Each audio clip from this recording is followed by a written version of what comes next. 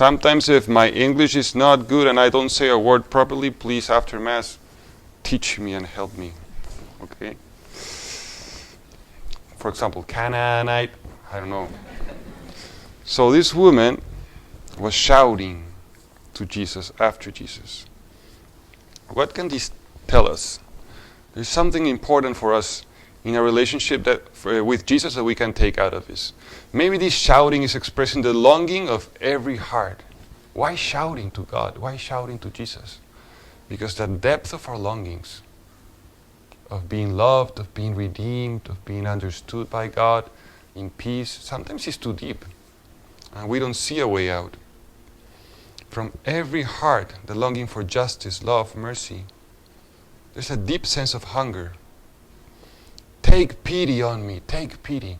It's beautiful to acknowledge that longing inside and also in other people. People were in contact daily.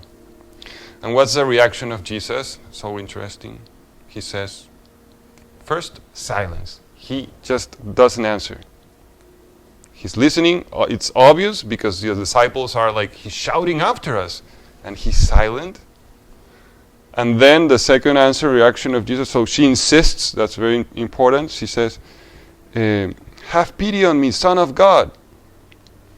He's silent, and then his second answer is, I was sent only to the lost sheep of Israel. And she insists, Lord, help me.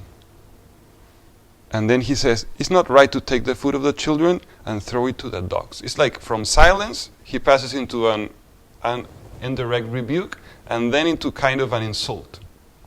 That's the reaction of Jesus. What is he doing? So what is the woman saying with this? Then she says, please, Lord, even the dogs eat the scraps.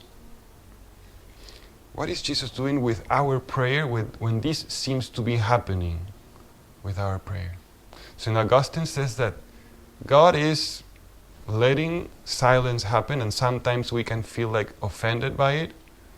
But is it because God knows that our faith is deep enough to persevere? He knows we have the longing, the strength of the desire, the strength of the love to be able to persevere. And then what's going to be the reward? That we are going to acknowledge and we're going to realize the great faith we have. We have already. And He wants us to see and to treasure the beautiful faith that we already have in our heart. So He has a master plan. He is the master. It's a strategy. His silence is a strategy. He's kind of rebuking.